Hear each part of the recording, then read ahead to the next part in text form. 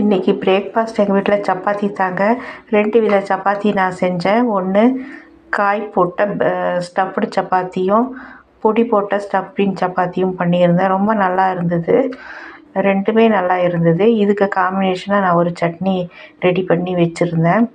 இப்போ வீட்டில் பொரியல் பண்ணியிருந்தேன், சௌச்சௌ பொரியல். அதையே இதுக்கு ஸ்டஃப்பிங் கொடுத்துடலான்னு சொல்லி கொடுத்து பார்த்தாங்க. ஏற்கனவே நான் நிறைய ஸ்டஃப்பிங் சப்பாத்தி பண்ணியிருக்கேன்.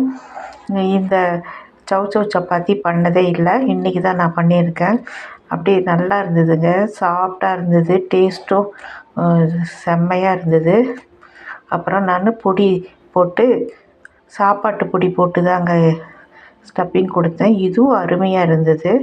நம்ம சட்னியில் தொட்டு சாப்பிடும்போது அவ்வளவு நல்லா இருந்தது. அதாங்க 2 சப்பாத்தி ஆளுக்கு 2 2 சாப்பிட்டாச்சு.